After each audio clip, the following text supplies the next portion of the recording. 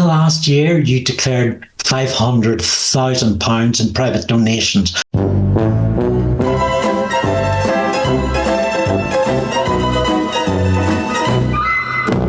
Theorising that one could time travel within another's lifetime, Keith Starmer, KFC, stepped into the Project Gaslighter accelerator and vanished.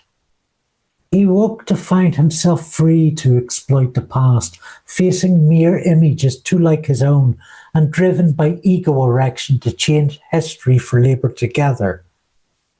His guide on this journey is Morgan, a circle jerker from his own time who resides rent-free in his thoughts and dreams.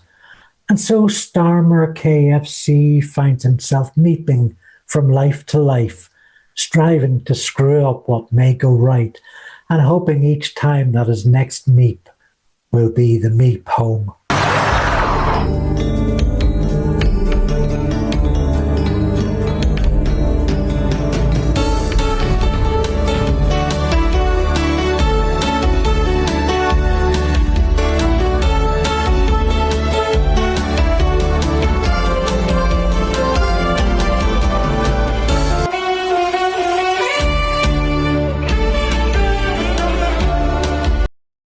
Welcome to Screencleaner, the little popular magazine show about media and politics that tries to be as educational as it is learned it is, and as funny and fun as it finds itself to be. On May 7th, 2026, Britain goes to the polls for council elections.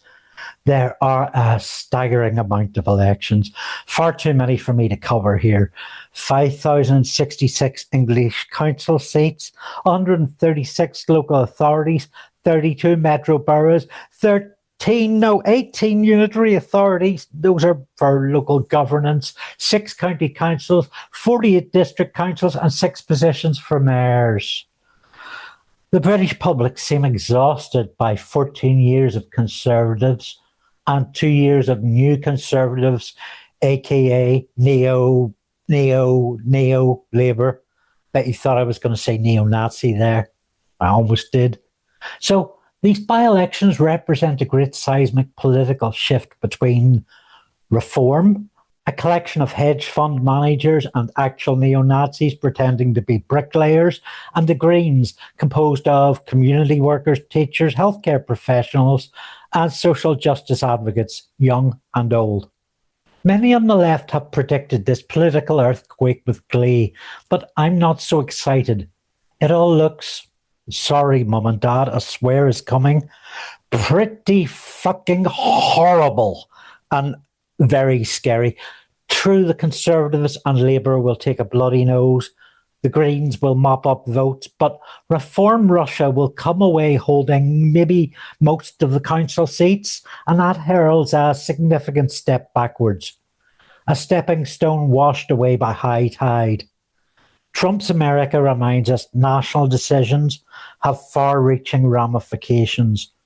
Support for Reform as a Brexit party caused a surge in living costs, demolishing basic services, created a serious risk of renewing Northern Ireland's violent conflict. So a victory for local fascists next week is a global danger. The Greater Essex mayoral election has been postponed to next year. The would-be candidates for Reform and the Green are instead challenging one another for council seats in Farage's constituency of Clacton. Looking at the lead challengers there presents some of the issues of these elections in microcosm. Take Councillor Peter Harris, who wants you to know he is a Greater Essex award-winning businessman, a former London Met Special Constable, and Farage's election agent in Clacton. So, Peter Harris was interviewed by police in November and December last in connection with electoral fraud. Harris would have worked closely with Councillor Richard Everett, who submitted forms showing Farage and Harris exceeded the spending limit. At the time, Farage was too busy being embroiled in a school racism scandal. Harris may have been more interested in spinning that dumpster fire, but he has managed to keep his part in police interviews out of the spotlight.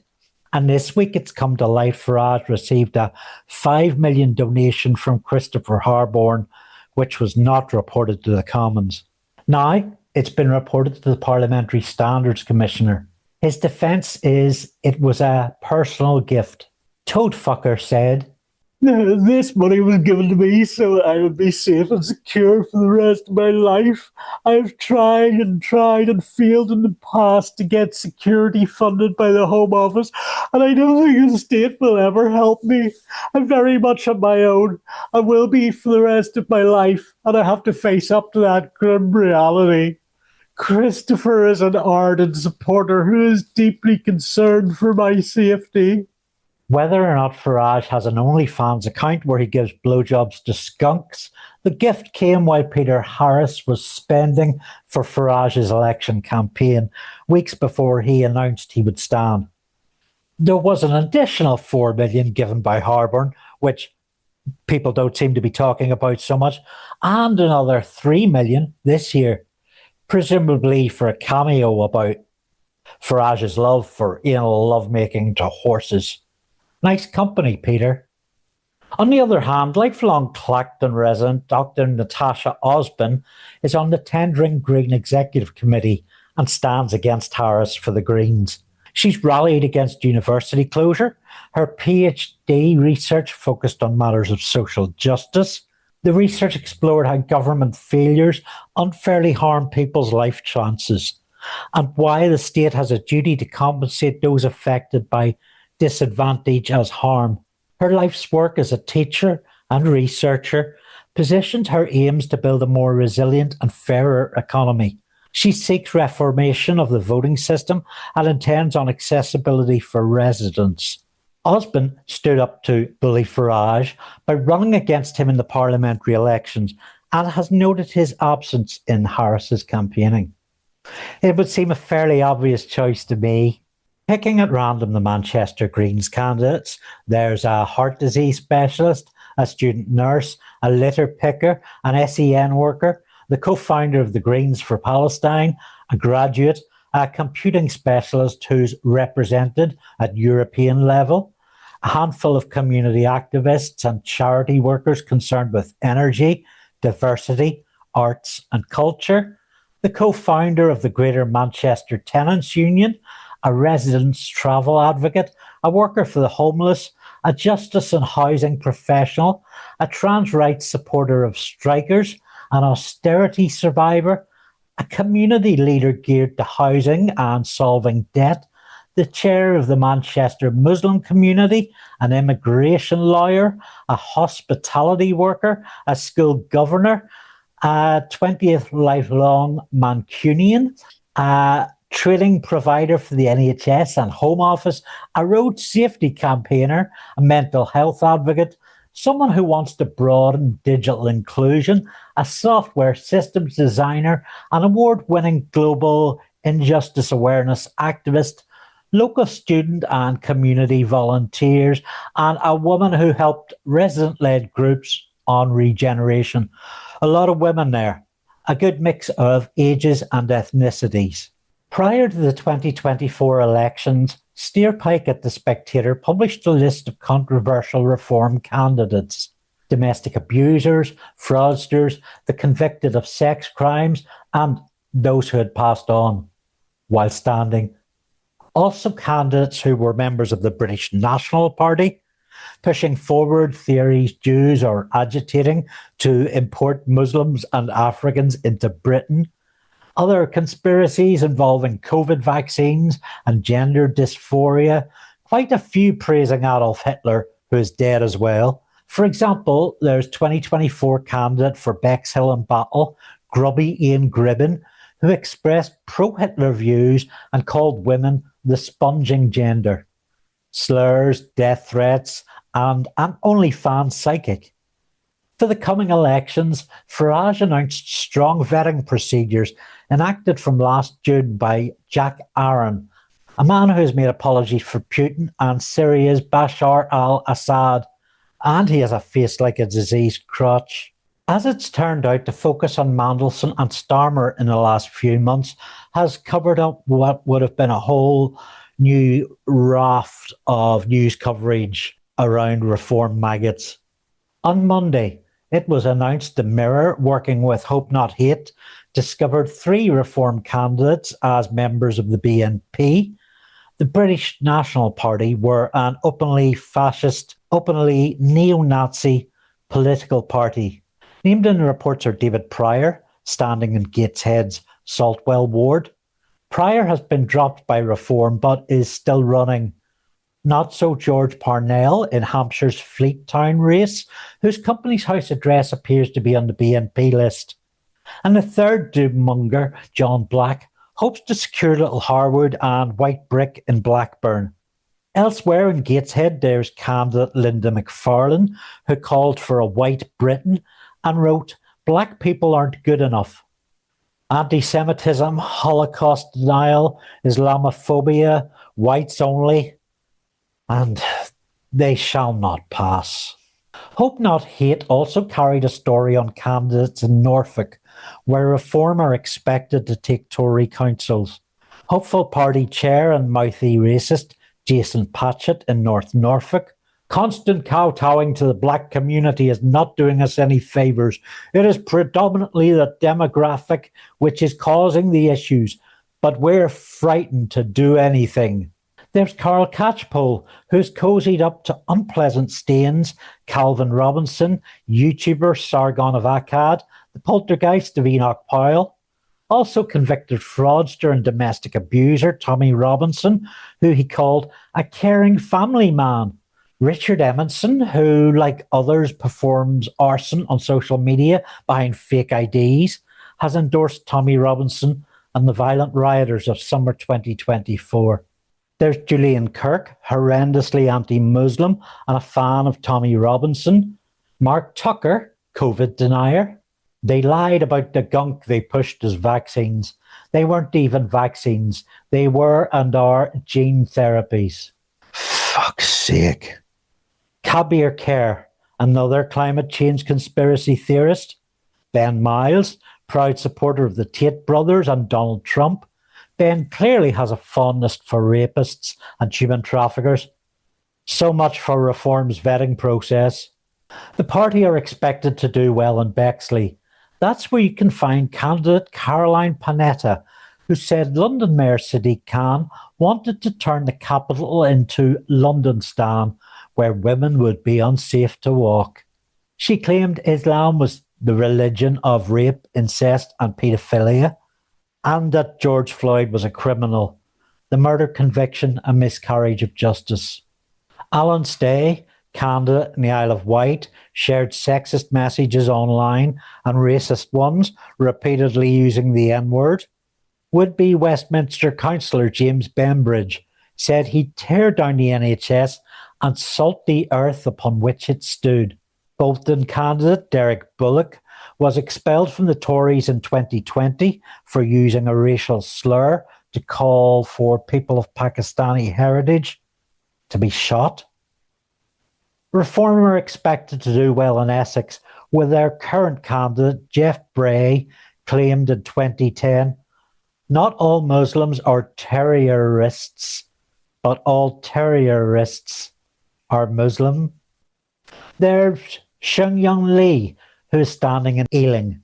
Lee was a former senior diplomat in Hong Kong. In 2020, to fall in with that government's wishes, he signed a declaration of loyalty to them. This was in place until he left in late 2023. Professional activists have expressed serious concerns. The matter is an odd contradiction with Reform's anti-China blather. In Plymouth, hopeful Ben Rowe took to Twitter in 2024 to tell Southport rioters throwing bricks at police and a mosque to get rid of that filthy building. He's also said nasty things about Jews and immigrants. Bootle West candidate J. Leslie Cooper has called the Holocaust a hoax.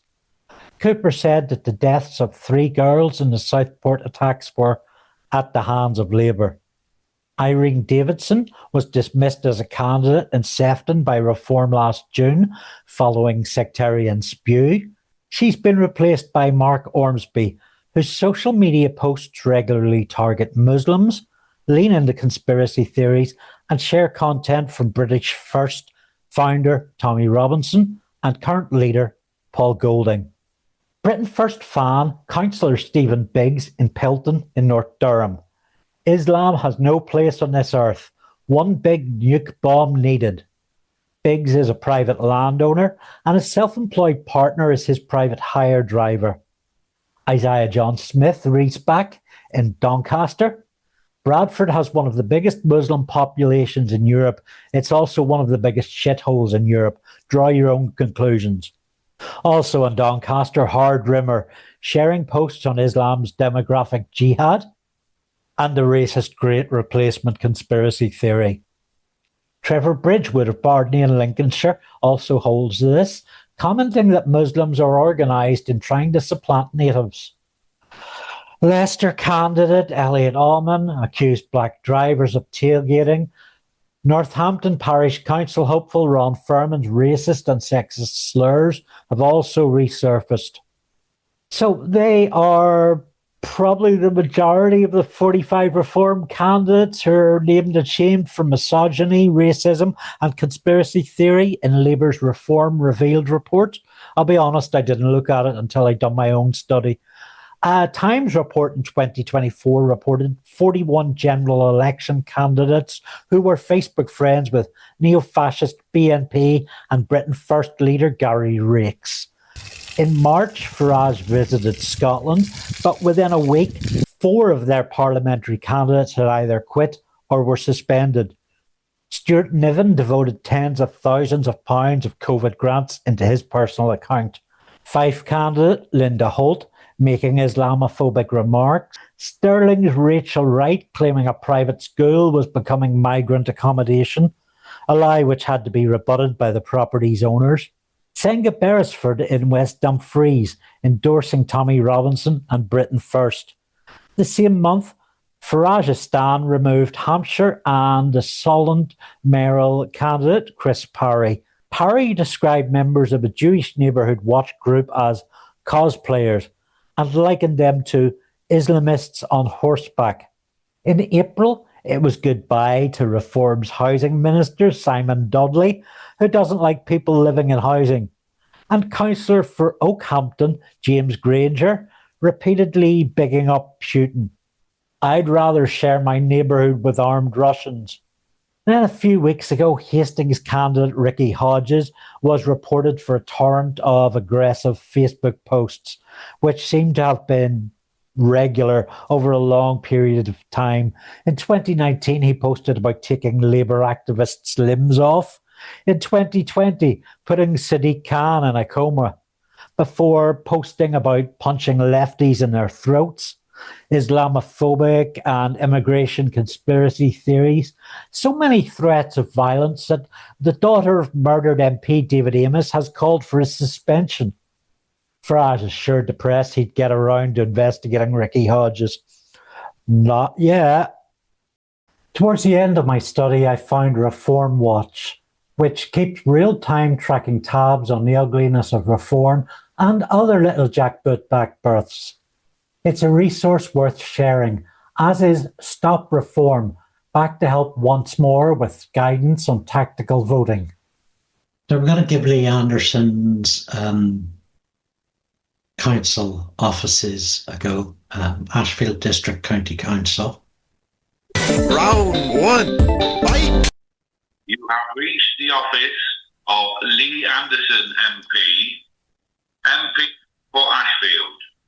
Please leave a message.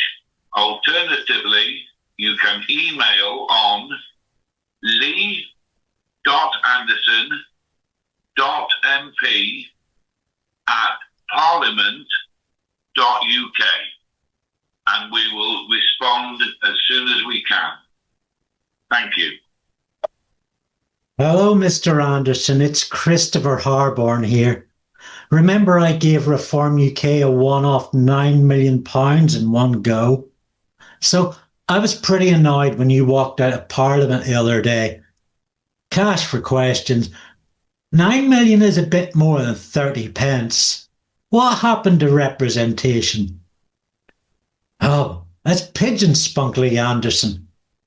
Honestly, sometimes you've a smell like inbred's flaming semen with a hint of purn, pure shite. Spiders wouldn't touch you. You're a factory of face palms. You're so thick light bends around you. You're a pro-life argument because unborn fetuses have a better education than you. When you insult the masses, you get insulted in return. So look, send me back that 9 million or get back into work and do your job, Leeway. Talk later. Chris Smits. Last month, I got very excited on reading The Ragged-Trousered Philanthropist, a graphic novel adaptation of the 1910 socialist novel by Robert Tressel.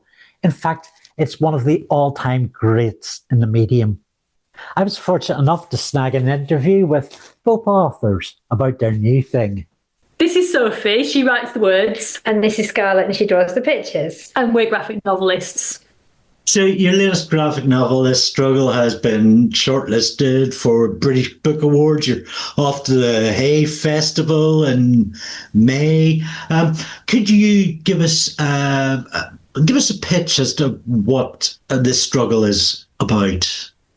Well, it's This Slavery is the title. Yeah, that would help. So, This Slavery is an adaptation of an original work by a woman called Ethel Carney Holdsworth, who worked in the mills in Lancashire in the sort of 1910s-ish. And this book was written by her, but it's a fictional story about what it's like to be a working woman in that era, in that system.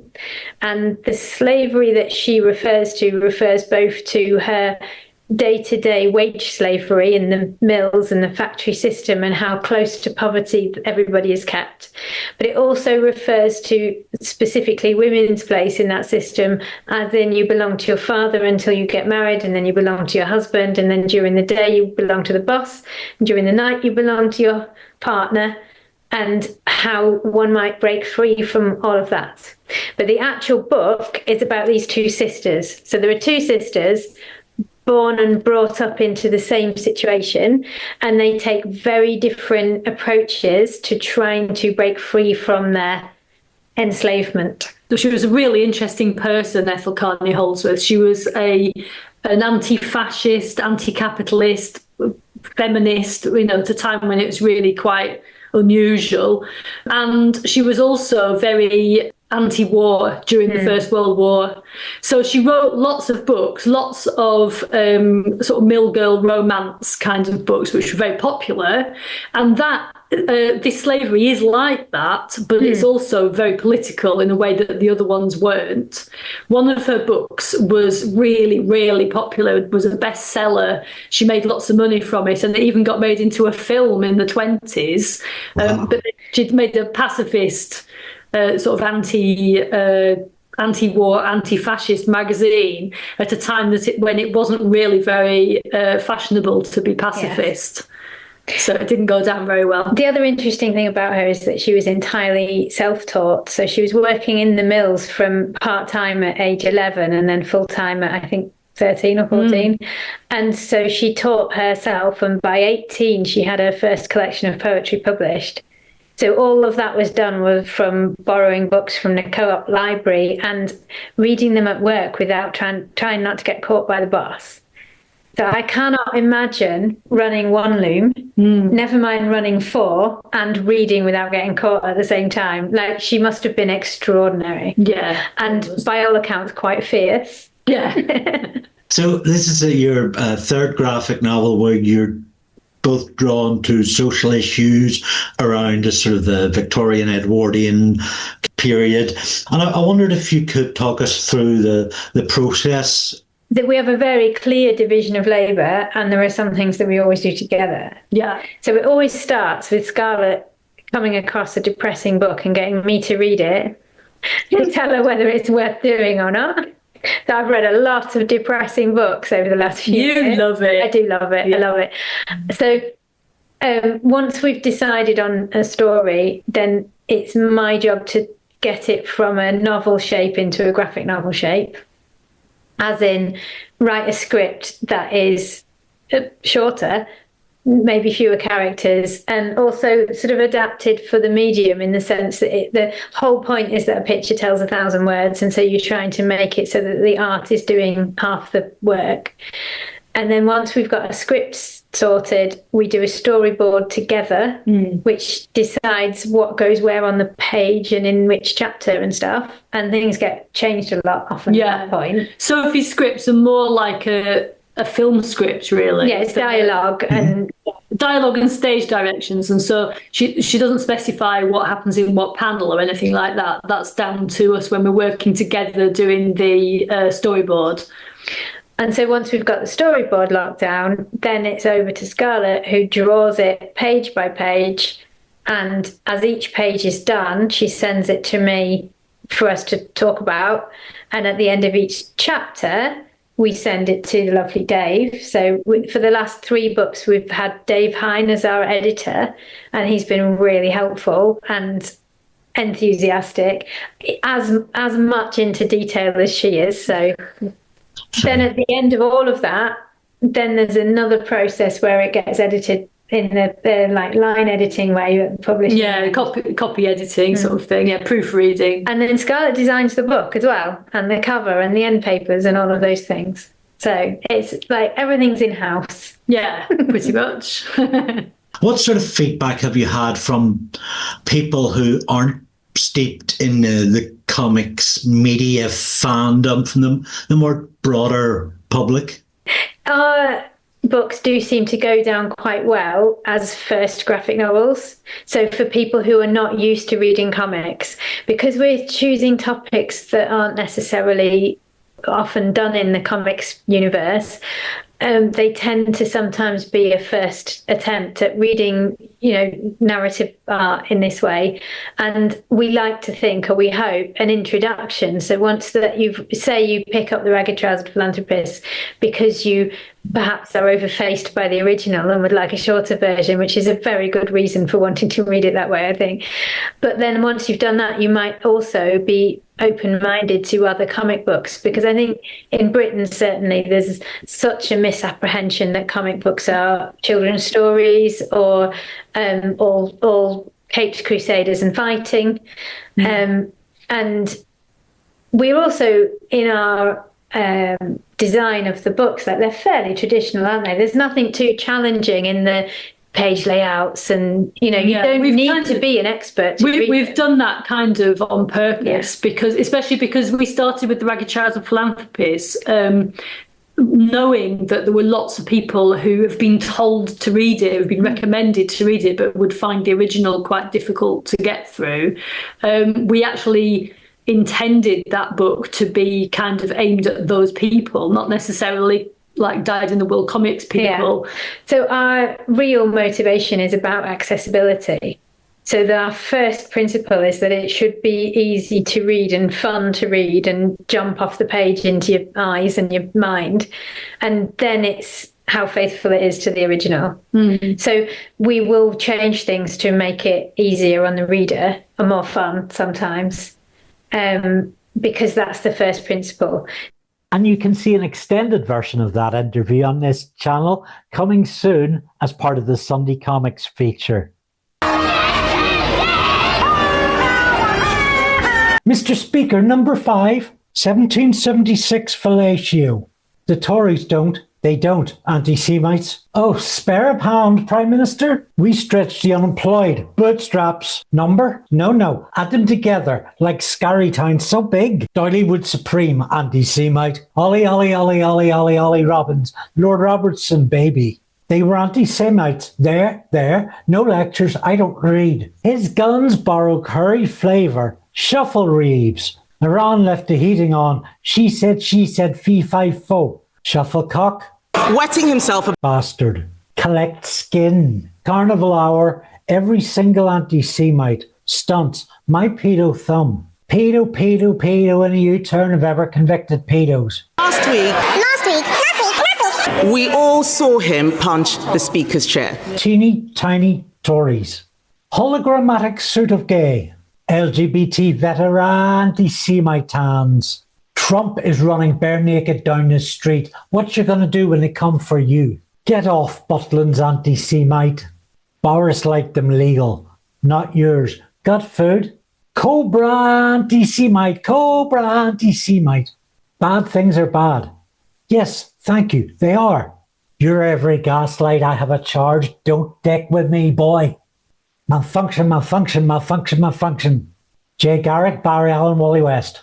AstraZeneca. Pylons eating food. Carry the neutron. Ha ha ha ha. Shipley is at peace. Lift children. Sockmed not dead. Grok block.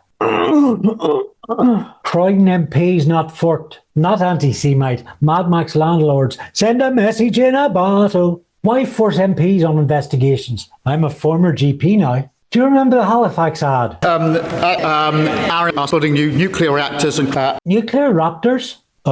Anti-Semite? Come to the X dimension, child. Be feasted upon love, eh? On a promise of change. Speaker, I'm very proud. This government's very proud. Last PMQs and we got to wear our own clothes. Now here's friend of the show, Spexbean, to talk about the upcoming elections in Wales.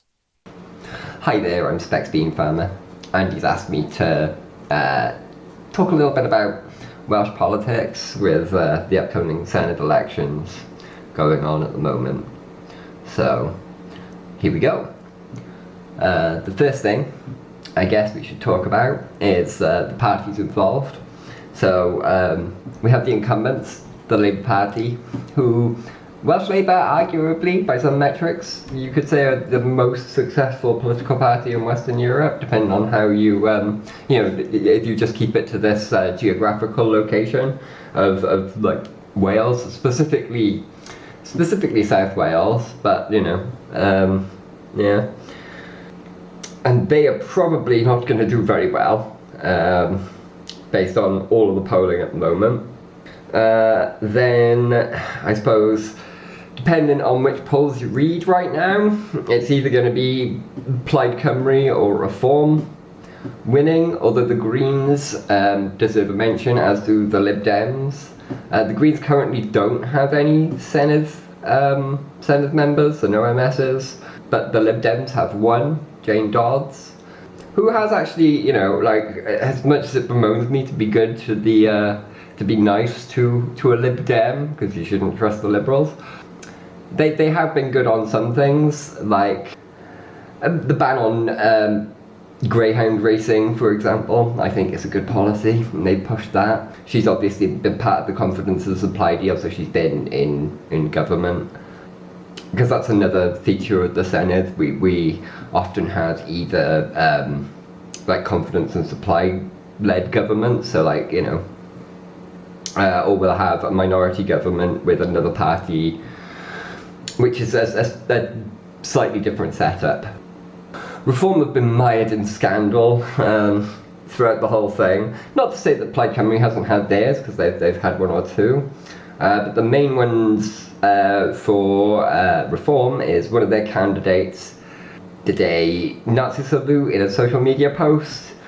Funnily enough, Farage backed him up and said he didn't have to quit, but the guy quit anyway. They also had three MS candidates stand down, all of them stating the lack of internal democracy in Reform, and the fact that a lot of the Reform candidates have kind of been flown in from over the border in England. So yeah, there's been some internal division on that front.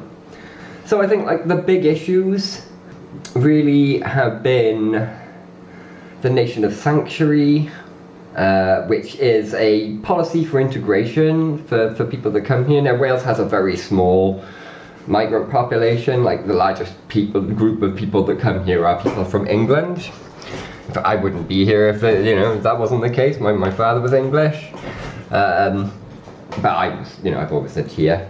But it's then the next largest group of people that are here on refugee status are Hong Kongers and Ukrainians being the larger group. And the nation of sanctuary policy, basically, I think it's about 35 million quid or 130, somewhere between it's not a lot of money in the grand scheme of the Welsh budget. But it basically pays for like language services and stuff like that. So in English and Welsh, if they're in a Welsh-speaking community, you know. I mean, there's some scary stuff coming out from Reform policy-wise from manifestos. Let's touch on that for a little bit. They want to be able to control the output of Welsh museums, which seems a little sus. They also had a bit of a spat with the students, the debate society in Bangor University earlier in the year as well. So they've threatened to remove funding from universities that don't allow them to speak there, which is a bit odd. But then there's the reason I'm voting Plaid particularly, and that would be the childcare policy myself. That, and I think, not that independence is particularly on the cards this Senedd term, but I think if Plaid Cymru can sort of run the government well and you know, show and improve the Welsh economy and show Wales can actually stand on its own, I think that will become more of a question. Like, the constitutional question will come up more, and it has been steadily growing. I mean, it did kind of peak during COVID because you could see a clear difference, but it's going to be a huge toss-up between it being Reform or Plaid as the largest party. Neither of them will be able to form a majority, and it's highly unlikely that Reform will be able to get enough people together to form a government anyway.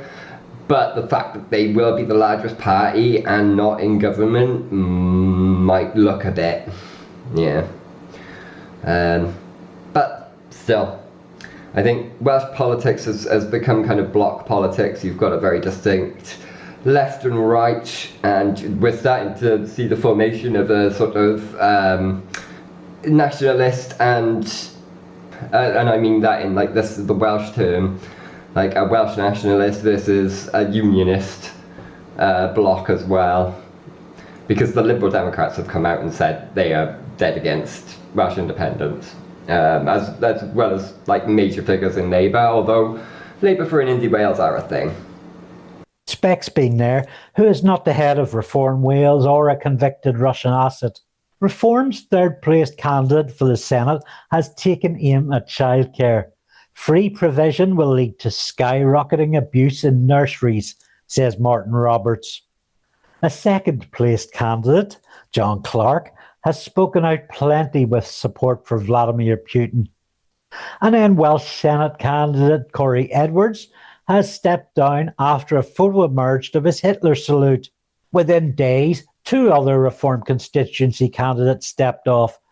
As you heard from Spexbean, one citing serious concerns around the party's candidate selection. Back in the running is Laura Ann Jones, Reform's sole Senate member. Last November, she was suspended from the Parliament for 2 weeks after she used an offensive Chinese slur in an office WhatsApp group. Nation Cymru have provided a detailed breakdown of what could happen to the Welsh landscape under Reform. It's not good. It's not good at all. Round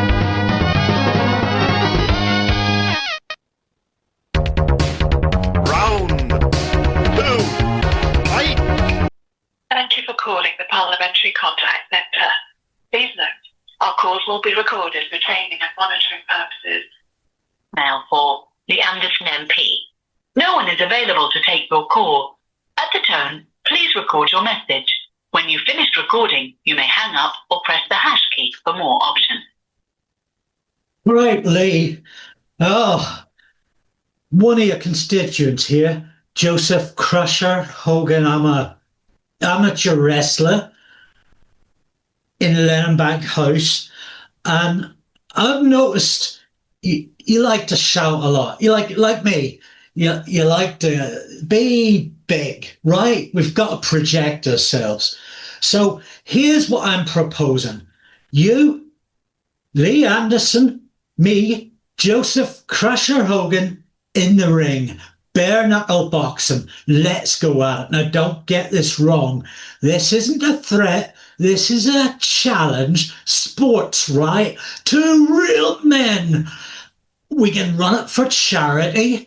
We can run it for commerce. Let's just get in the ring. You and me going at it. One winner, one loser. So if you think you're man enough, and you say you are, come on, let's you and me go at it. I can flat wrestle, tackle the best of them. We will do some wrangling. Let's you and me go at it, Lee. I await your call. Roar!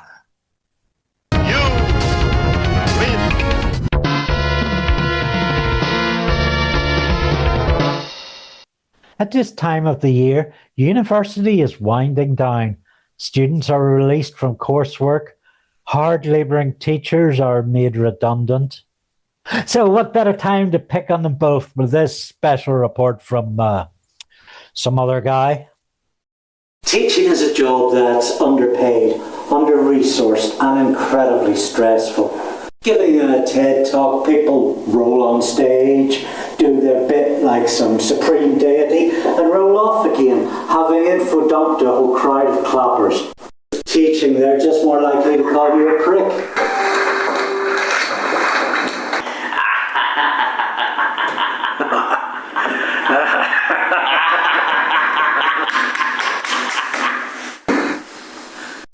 What a prick.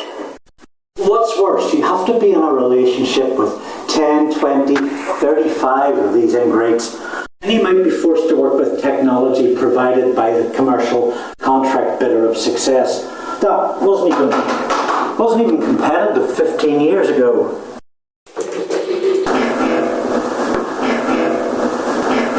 So I've worked as an academic support worker across 12 years. Basically, I'm a transcriber. I go into lectures, law, nursing, real estate, whatever, and take notes.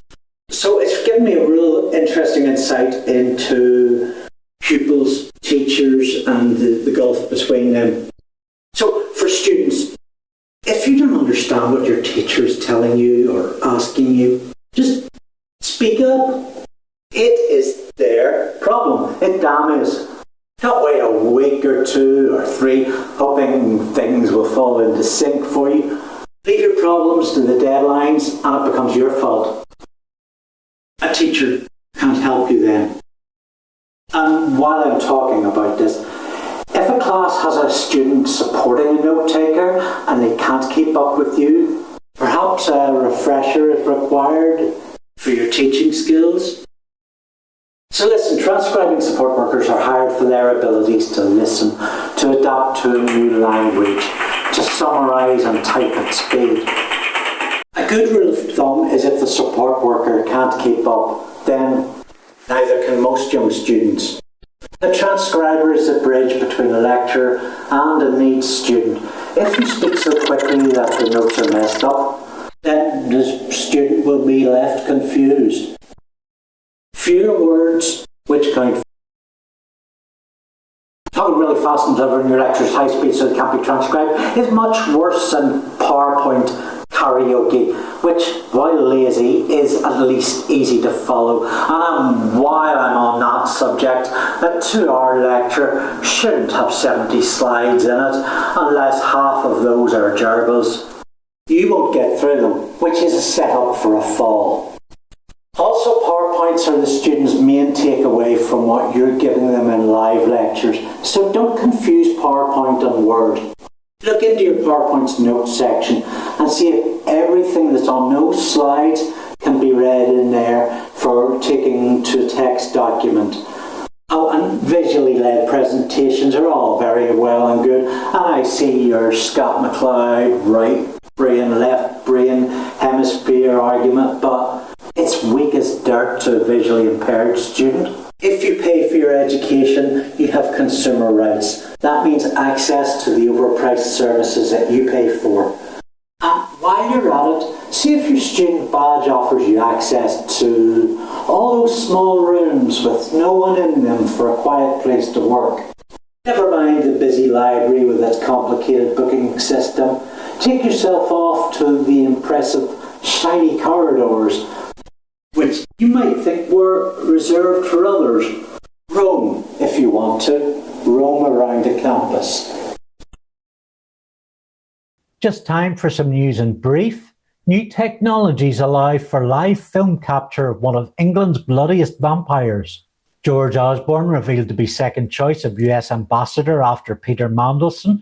It was felt Osborne and Trump could bond over lines of cocaine, allegations of sexual misconduct, and austerity-linked surges in violent crime.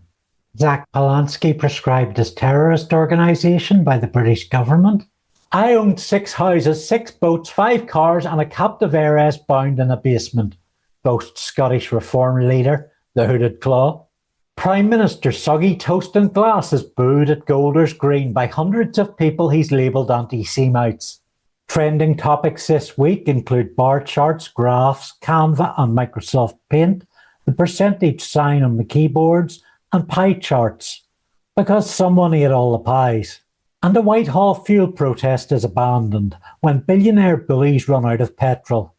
3 MPs, a mayoral candidate, and some guy off the street in busy central London.